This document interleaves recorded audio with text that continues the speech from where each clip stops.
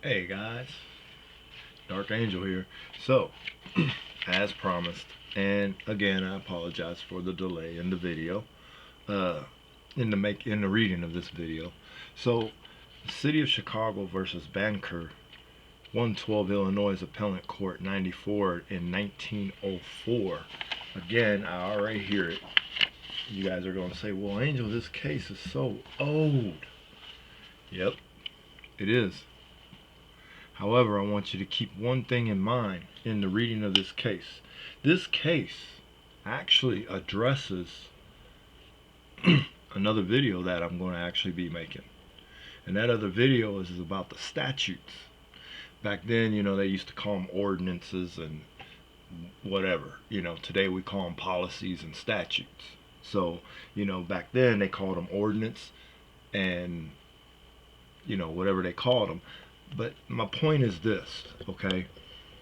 Now, I already hear you guys talking about, oh, that case was superseded and this, that, and the other is gone. Yeah, it probably was superseded to certain aspects of the case. Okay, I will say that.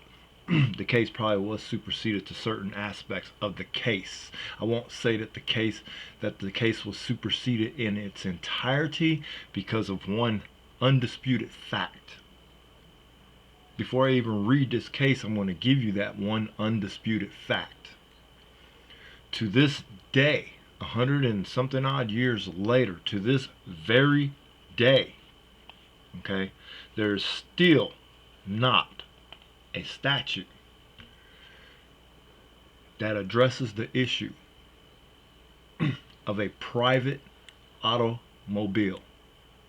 There is still not a statute that addresses the right to travel in a private automobile. There has also never been a statute ever written about the licensing of a private automobile.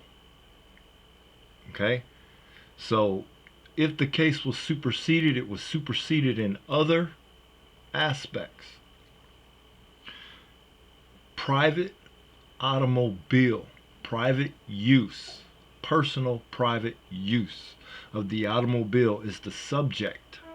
Okay, I don't want y'all getting up on there making comments about things that hasn't even been mentioned. Okay, because you're wasting your time and showing your true ignorance as to not being able to understand or discern the difference between driving an automobile for business and traveling in a private automobile. The difference, business and private. Yes, there is a such thing as private business, but I'm not addressing private business. I'm talking about personal private automobiles. Okay? There is no law and never has been any law and or statute that has ever addressed the issue of a private automobile. And therefore, what did I say about that? I told you, and I've been telling you since day one,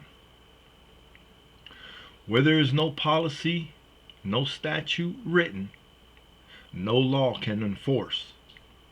No jurisdiction exists. Okay? And when I finish reading this Banker case, which actually refers to another case that I'm going to go research, and it actually even the case is crazy. Now, granted, these cases are from the circuit court, okay, and they're affirmed cases. The action or whatever happened to the individual within the case, it's irrelevant. It's the opinion of the case that matters. Okay, so again, in this case, Mr. Justice Ball delivered the opinion of the court on May 7th, 1903. On May 7th, 1903, the appellee filed a sworn bill against appellant and others in his own behalf and in behalf of others similarly situated, in which he recites the automobile ordinance enacted by appellant June 30th, 1902. So here the appellant is obviously the city of one of the cities in Illinois, either the city of Illinois Oh, well, there you go. So, the city of Chicago. Obviously, the city of Chicago is the appealee in this event. Okay, so automobile ordinance enacted by appellant June 30th, 1902 says he is the owner and operator of an automobile, is experienced in its management, and uses it for his pleasure and in his business as a dealer in such vehicles. Okay? In other words, he doesn't do business in his automobile. He uses his automobile as his own private means of transportation to get around to do business, if that makes sense. There's one thing about using an automobile for business where you're actually utilizing the streets to acquire a paycheck, such as an 18-wheeler, because you have to go by hours and minutes, miles, okay, or post offices, taxi cabs, etc., etc. This apparently is he is a dealer that probably uses his vehicle, and this is just my opinion. I believe that in reference to what he's saying here is he utilizes his vehicle to sell other vehicles like his vehicle. So he uses his vehicle as more or less like a rolling advertisement without actually saying it's a rolling advertisement. Basically what it sounds like to me is like he's saying that he utilizes his car to go from point A to point B, but it's his own personal automobile. And he utilizes that automobile in the sense of, hey, I'll come over here and, hey, would you like to purchase this many cars, or something to that nature? You know what I'm saying? We don't know what the actual extent of that means, but that's what I get out of it. So anyway, he says, let's see, is experienced in management and uses it for his pleasure and in his business as a dealer in such vehicles, that he is not a common carrier, nor does he use his automobile for hire. So there you go. See, he's not using it for hire or a carrier, so he is actually using it to expedite his business. That appellant, through its agents, threatens to arrest him for running his automobile without having first obtained a license, in compliance with the ordinance, that he believes such ordinance is unconstitutional and void, in that it is double taxation of personal property, etc., and prays for an injunction against the defendants, restraining each of them from arresting or prosecuting a appealee or any other person similarly situated. May 9th, 1903, an unassigned and unverified amendment to this bill was filed, alleging that there are in the city of Chicago 1,500 other owners, users, and drivers of automobiles who are affected by such ordinances. On the same day an injunction as prayed for was issued, this appeal was perfected from the interlocutory order. Okay? In the opinion hereto filled herein, we held that the original bill was not sufficient to entitle a appealee to an injunction, and that the amendment thereto, although filled by leave of court, being unverified, did not remedy the defects, nor supply the omissions of the sworn bill. Upon the petition for a rehearing, our attention is called to the fact that 10 days after such an amendment was filled, appellant demurred to the bill as it then stood. Thereby the well-pleaded facts of the bill as amended were admitted to be true, and hence the fact that the amendment was not upon oath became immaterial. Fowler versus Fowler, 204, Illinois 82. The bill as amended alleges, and the demurrer admits, that there are 1,500 other owners and operators of automobiles who are situated as is appealee, each of whom is liable to arrest and prosecution under the ordinance. That many suits will be brought there under by the city, that there is no adequate remedy at law, and that if the ordinance is enforced, the business of appealee will be ruined. The bill also avers that the ordinance is unconstitutional and void. These allegations bring the case within the jurisdiction of Court of Equity and Chicago versus Collins 175 Illinois 445, and the bill comes before us upon its merits. Now, the ordinance in question is declared to be invalid in this, that under the penalty of fine, now this is what the judge is saying, under the penalty of a fine of not less than $5 nor more than $25 for each offense, it requires each person in charge of operating an automobile upon or along any street or public place in the city of Chicago to be examined by a board of examiners created by said ordinance, and to be licensed as an automobile operator, for which license a certain fee is demanded. The sections of said ordinance regulating the speed of automobiles, the use of a bell or gong, brake, and lamps are not questioned. That's the regulations that they're referring to that the automobile should have back in those days. I'm assuming a gong is a horn, so a bell, of course, horn, something to get your attention if you should be out walking across the street and you don't look up and a car's coming, brakes and lamps. In other words, what it was saying was get it up to specification to be on a road.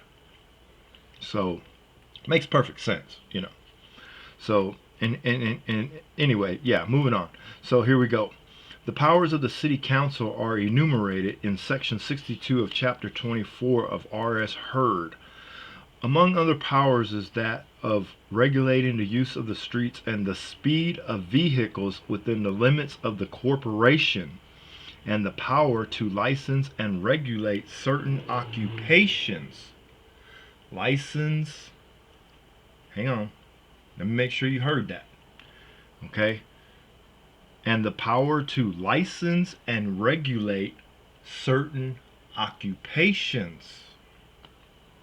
In the city of Chicago versus Collins 175 Illinois 445, which we will have a reading on that case, a bill was filled by 373 residents and taxpayers of the city to enjoin the city from enforcing an ordinance providing that all vehicles used upon the streets of the city, whether they were let for hire or were in private use only, should pay an annual license fee. Failure to obtain a license or to properly tag the vehicle was punishable by fine. Complainants were owners of bicycles used solely in going from place to place and not for hire. They asserted that the city had no power to require a license for the use of private vehicles upon the streets, nor to impose a tax thereon by way of license. The court held that the right to travel being in the general public everywhere, all persons have a right to pass along and use the streets and alleys of the city in all their parts. Now keep in mind, this is in the Collins case, that this Banker case is referring back to. Okay, so here it is, you have a ruling that's in a Collins case that's in relation to this Banker case. So it is established undisputed facts that the license is not required. Full length and width thereof, that any method of travel would be adopted by individual members of the public, which is an ordinary method of locomotion or even an extraordinary method. Now, as we all know, the extraordinary method, as it was coming into the nowadays, we all already knew and understand that meant commercial. Any type of business that's being utilized on the streets by some type of vehicle conducting business. So, there is probably one of the earliest mentions of extraordinary use, extraordinary method. If it is not of itself calculated to prevent a reasonably safe use of the streets by others, that the power given to the city to regulate the use of the streets is conferred for the purpose of keeping them in condition for public use and travel. that any usual method of travel along the streets cannot be declared a nuisance, that the regulation as to speed of travel is for the safety of the public. So again, they're not talking about the license right there. Okay, so don't get it twisted, because a lot of a lot of you trolls and you traders get on here and you twist the story. Well, it doesn't say that and it doesn't say that. Well, you're not talking about what the case is actually talking about. You're actually referencing something else that has nothing to do with what is being talked about. So that right there, they're talking about the regulations, the speed of the automobile within city limits, speed signs, speed limits, 25 miles an hour, 10 miles an hour. That's what they're referring to. Let's see. As to the speed of travel is for the safety of the public, that the regulations as to certain occupations, such as hackmen and others having vehicles for hire, are occupation or license only. Let me read that again so you get that. The regulations as to certain occupations, such as hackmen and other license or others having vehicles for hire, are occupation license only and are an exercise of the police power. See? Police power. They only have power over the occupation. If the vehicle's for hire, then the police can control its movement, its movement. That's basically what the rule is about.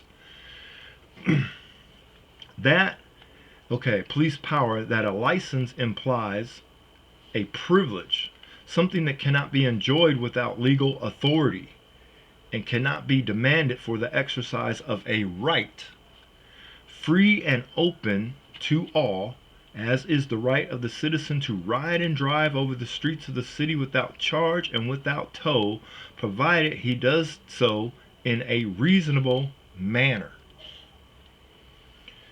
So therefore, they've already pretty much put it out there and told you that the license is only for an occupational deal. It is not required for a personal motor vehicle. It's not required. And the rule of thumb for the law is, if the law addresses one specific issue, it excludes all other issues. It's a rule of thumb of the courts. So therefore, this ordinance was in reference to a license, where they were actually trying to license the man for his own personal private automobile, and they ruled in his favor and said, no, your personal private automobile, the license is for business. Because one, as I mentioned before at the beginning of this video, okay, there's no jurisdiction for private automobiles. There's no statute, no policy has ever been made in reference to a private automobile, the use of a private automobile. No statute's ever been made, no policy's ever been made. So there's that. We're going to skip over the middle part, Wilkie versus the City of Chicago, because that's in reference to plumbers. And again, that case that this judge is referring to is also in references of license to occupations. Okay,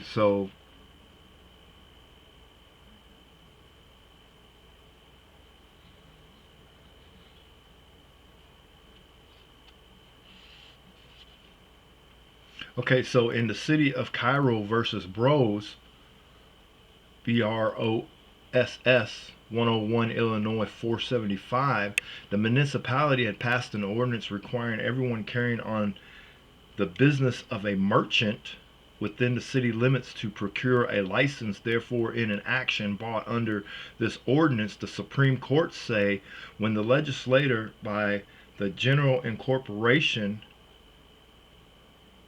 declares that the corporate authority of cities and villages organized and acting under its provisions shall have power to license certain occupations and kinds of business, such declaration must, by a familiar canon of construction, be construed precisely as if the act in express terms inhibited inhibitated the license of all trades and occupations not contained in the enumeration, conceding that is fairly implied, conceding that what is fairly implied is as much granted as well as expressed. The charter of corporation is the measure of its power, and the enumeration of those powers implies the exclusion of all others. Exactly what I was just telling you just a few minutes ago, that the court, when it addresses the licensing issue, it addressed the license, that the license was for only occupation only, meaning that's the only license that they issue, is a license of occupation. They don't issue another license. They don't issue a license in reference to your personal private automobile or another license, so therefore one wouldn't be required. So that means that they eliminated that argument due to the fact of lack of jurisdiction, because one, there's no statute in referencing that of a private automobile. So, as we've been saying all along, for over 100 and something years, okay, never has there ever been established a statute for the use and travel of private automobiles. Never has there been a statute written that private automobiles, just such as other automobiles, have to be licensed or registered.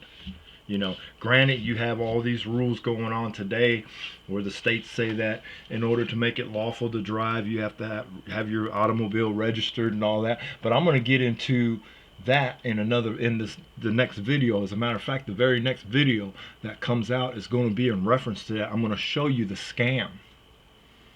What the state, the courts, and the police did not want you to know about the statutes on motor vehicles. I'm going to show you that because, you know, I sit here and I watch all these videos, everybody making all these videos, right to travel, this, that, and the other. And a lot of them, hit some pretty good points. But I'm going to give you an undisputed fact that you can use any day of the week against any cop.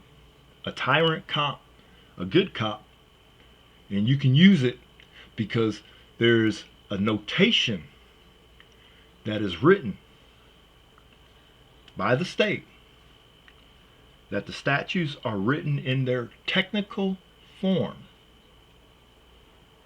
meaning there's in technical form means it gives no room for speculation as to what its meaning stands for. Okay, but that's another video. That's another video. I'm gonna get back into this because, so what we want to do is, okay, so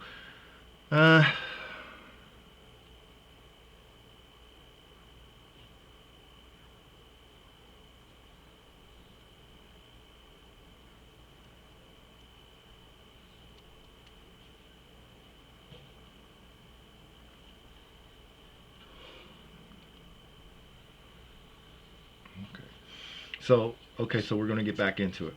In the case at bar, now this is the banker case. Now, okay, so within the case, he cited Thomas versus W.J. Rye Company. Okay, he cites Keel versus the city of Chicago. He cites Bassetti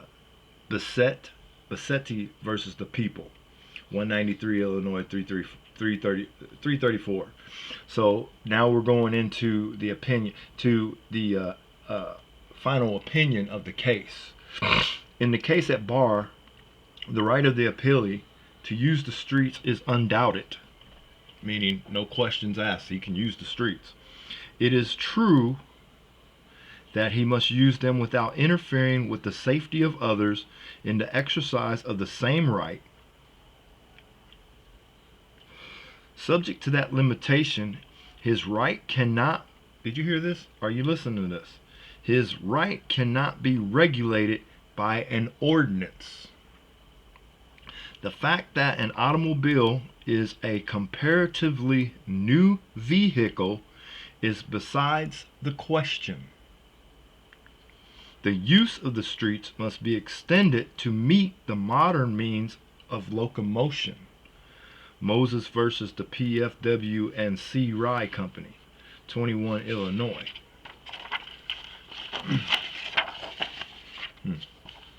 Yeah, you guys ain't hearing me. You ain't hearing me. Like I said, this the real deal Holyfield right here.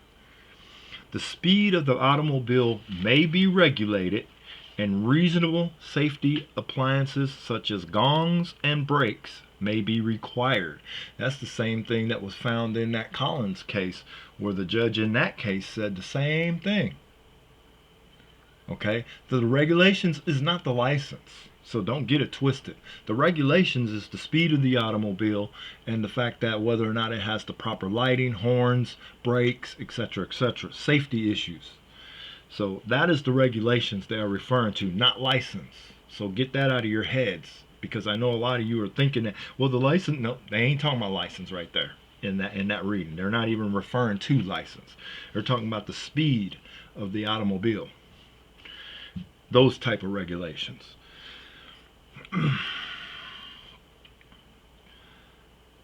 Okay, so the speed of an automobile may be regulated, and reasonable safety appliances such as gongs and brakes may be required. But to compel one who uses his automobile for his private business and pleasure only to submit to the examination and to take out a license is imposing a burden upon one class of citizens in the use of the streets not imposed upon others. We must therefore hold this ordinance so far as it obliges appealee to take out a license before he can use his own automobile in his own business or for his own pleasure is beyond the power of the city council and is therefore void. So that ordinance that he was appealing to, okay, they just ruled on it and said that that ordinance is void. You can't tax him because he's using his own personal private automobile. You can't force him to buy a license because he's using his own personal private automobile for his own private business, which he's not utilizing as commerce. Okay, he's not using his vehicle to for hire. He even says so at the beginning of the case. He says, "I'm not using my vehicle for hire." Yes, I do my own personal business in my vehicle, but it's my personal business. So, there you have it. The ordinance was void on its face for two reasons. When the judge made the ruling that is beyond the power of the city council, beyond the power of the city council and is therefore void, they're talking about the fact that the city council lacked jurisdiction in the matter of private issues. And what no one's realized is all states are prohibited from interfering in that of your private affairs. You have the right to travel anonymously, meaning you do not require to have plates on the back of your vehicle, because once you establish that identity through those plates, that no longer makes your right to travel anonymously valid. You become public. See, and the state cannot force that. But as I've been telling y'all, again, no statute, no policy ever written, no law can be enforced. There is no, over 100 and something years, and to this very day, there has never been a statute established for private automobiles in any text. So that's just to let y'all know to keep that in mind, because that's where this is going. Because I I also want you to know that this is in reference to the statutes. They had it back in their day. It was called ordinances, but it's the same thing. So the next video that I'm hitting on, that I'm getting ready to tell you, is I'm getting ready to reveal the scam that the state, the courts, and the police did not want you to know about the statutes. There is a undisputed fact that is in the statutes that when you look at them, you wouldn't believe it. It's there, and you can capitalize on it because you can use it because of the simple fact it is, as the law enforcement says, it's the law of the streets, it's the law of the state, it's what's required. Okay, well, your law, okay, the law that you are calling yourself enforcing has a problem. Not a problem for us. No, that's a benefit for us. It's a problem for them. You know, because here's the thing: if you follow through with it and you file a lawsuit, you're going to win. So, but I think I gave too much away in my video where I was telling y'all about it, and I gave too much away in that because I really want to address the issue in the next video, because that's where we're going to shut all you trolls up. Because all you trolls think you know everything. And this case that I just read, though it's a circuit case, there's plenty of circuit cases out of that state that says the same thing. For instance, the Collins case that the judge mentions in here that he actually refers to, that he's going back to, it actually points that out very clear. That, let's see, that regulations as to certain occupations such as hackmen and others having vehicles for hire are occupation license only and are the exercise of the police power, and that a license implies a privilege that cannot be enjoyed without legal authority. So see, this guy, he went in there and he argued facts. He went in there and argued it straight out, And if you go to the beginning of the Collins case, where the judge is citing, he actually cited this passage. He said, they asserted that the city had no power to require a license for the use of private vehicles upon the streets, nor to impose a tax thereon by way of license. The court held that the right to travel being in the general public everywhere, all persons have a right to pass along and use the streets and alleys of the city in all their parts and full length and width thereof, that any method of travel may be adopted by individual members of the public which is an ordinary method of locomotion or even an extraordinary method.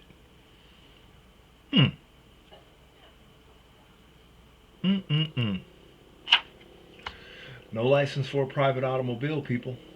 Only an occupation. Again, what did I tell y'all? Occupational business license. Commercial. That's all it's all about. That's all it's ever been about. Which the big reveal in the next video is going to prove that, because these cases have already put proof. It was these cases right here that prompted me to look into the statutes of the state to see if what they were saying was true, because it prompted me and it gave me an idea. Wait a minute, if a license is for business only, and that's all it's ever actually been since it's been established. I mean, granted, you have a lot of people, and I'm not going to say government, because the government has not ever said, the government has never said that cars on the street need to be licensed. Okay, so let's get that out there in the open right away. Okay, there's not one established law that says a family car, okay, has to be licensed. But I can probably show you hundreds of case law where it actually talks about family cars is consumer goods, and it's legal law. So, I mean, I watched a couple videos where a guy brought that information up to a cop. The cop not only arrested him, but impounded his car. But then when this gentleman filed the lawsuit, he won 200 something $1,000 based on that fact alone, because there is no law governing private automobiles. Never has been, never was, never, probably never will be, because of the simple fact the Fourth Amendment protects you against it protects your privacy, it protects your security. And one thing you got to understand is privacy and travel go hand in hand. You have the right to travel privately. Hence the case law that's out there that says the roads are public, made for private use. So you need to keep that in mind, because that's actually something that, your rights was encroached upon when they made you register and license and put a plate on the back of your license of your automobile, but you didn't even realize it. You can't be a private traveler with a commercial tag on the back of your car. You are not considered private in any means when your automobile is registered and you have a tab on the back of your car. You're not private in no means. So I want y'all to know that you are not private if you have a license plate and a tab and your vehicle is registered. You are not private. If you think you are wrong. You are sadly mistaken. Because you can go online, run someone's license plate, bam, and you got all their information. You are not private. But let my vehicle, my car that I use, and you guys seen my video where I posted back into my car showing you my plates on my car. You run that plate, you ain't gonna get shit. Because why? I have the right to travel anonymously without interference from the police or the government. I have that right. That's my right. Fourth Amendment right, everybody. Everybody keeps alluding to it's the 14th Amendment. No, it's not the 14th Amendment. It's your Fourth Amendment right that extends to the right to travel anonymously. It is guaranteed right. Okay? So, with that being said, hey, I'm cutting this video because I've done what I've done. I had to get out what I had to get out. I got it out.